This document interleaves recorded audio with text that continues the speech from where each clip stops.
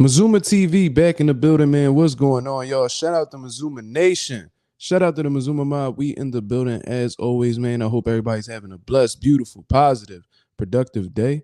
Chilling at the crib for the weekend, man. I ain't complaining at all. Just still enjoying the holidays with my people. I really wasn't even gonna make a video about this, but considering that this was a big topic we were discussing on the channel as of lately, it's finally revealed itself. You know what I mean?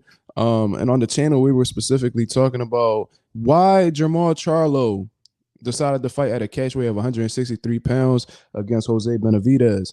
Um, I was I had two reasons as to why this was happening. It was either because Jermall was slowly looking to acclimate to 168 pounds, where those big fights would be at the Canelos, the Benavidez, the Andrades of the world, or or um, it was told by his he was pretty much told by his advisors to take this catch weight fight because they noticed that he had put on a lot of weight during the 2.5 year layoff. You know what I mean? They slowly wanted to get him down if he were to possibly go back to the middleweight division. You know what I mean? And based off of this situation that's currently going on right now, I'm leaning towards the latter. You know what I'm saying? Which is he put on a lot, obviously, put on a lot of weight during this camp and might have devoted a huge portion of this camp just cutting weight and not really focusing on the craft. You know what I mean? Because according to Michael Benson, who got this information from Chris Mannix, it says that Jermall Charlo has come in 3.4 pounds overweight at 166.4 for his 163-pound catch weight fight versus Jose Benavidez Jr. tomorrow night. Benavidez Jr. has weighed in at 161.2. Camps are reportedly negotiating a deal for the fight to still take place. You know what I mean? So as of right now, based off what I'm reading, it seems like the fight is currently in jeopardy. You know what I'm saying? Jose Benavidez was kind of catching on to exactly what Jermall Charlo was doing because during the first press conference they had on Zoom, he was like, "Yo, so why didn't you put the belt on the line? Why you not fighting at 60? Is it a lack of discipline?" And Charlo was like stuttering and not really trying to give an exact reason why. And what he was really trying to say was that his advisors told him to take on the fight at that weight. You know what I mean? Because your advisors knew how heavy you was. They made you get on that scale. They seen how heavy you was. Most likely you was in the 200-pound range and you needed to lose this weight. You know what I'm saying? So it was like, you know what? We're gonna add an additional, we're gonna give you a 3-pound weight allowance. You know what I'm saying? So you won't have to lose them 3 pounds towards the end of camp. And it turns out that it was more difficult than he anticipated, obviously. You know what I mean? I don't ever recall Jermall Charlo missing weight at all. So that just lets you know that he came a long way to get to that 166.4 pound range. You know what I mean? And was what really caught my attention was the post that came immediately after that. And it was by Keith Idek over at Boxing Scene. I read a lot of his articles, man. Shout out to Keith Idek. And he says Jermall Charlo came in 166.6 on his second attempt at making weight, heavier than his first try. So the man put on 2 ounces during his second attempt to make weight. So that lets you know that he's not really trying to cut weight.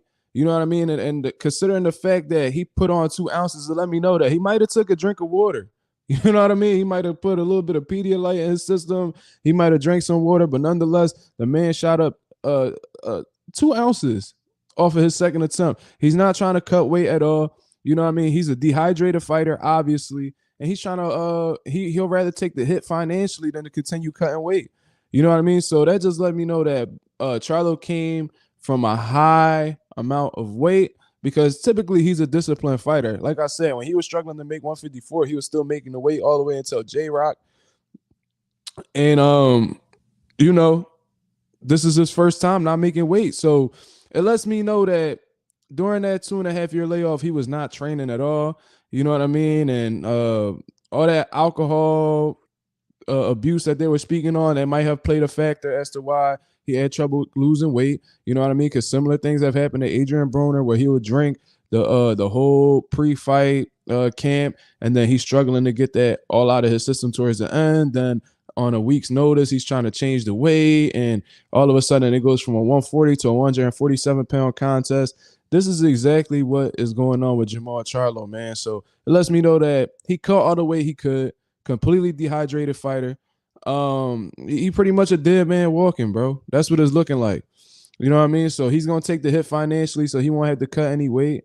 And that's just what it is, man. He didn't attempt to get down, and he didn't try to get those 3 pounds off at all, bro. That man sat his ass down, drank some water, and said, "It is what it is." So, y'all let me know what y'all think about this situation right here, man. Jermall Charlo comes in 166.4 pounds. You know what I mean? Comes in 3.4 pounds overweight, which is a lot of weight to be over in a professional boxing setting. You know what I mean? This ain't the amateurs where you may have a 10-pound weight allowance, bro. This is the pros, and whatever you sign to be contractually, that's what you have to be. So extremely unprofessional on Jermall Charlo's part, man. Hopefully the Benavidez and his camp gets the compensation that they deserve for him being unprofessional. And we'll see if this weight cut that Jermall Charlo has experienced will take a toll in this fight. Because, like I said, this lets me know that he's completely dehydrated, doesn't have anything else to lose, to the point where he's willing to sacrifice a good percentage of his pay so he won't have to lose them additional pounds. You know what I mean? So let's see if this will take its toll during the course of this fight, especially in those mid to late rounds. Until then, y'all let me know what y'all think. This is Mazuma TV. Thank you guys for tuning in. I'm out of here, man. Peace.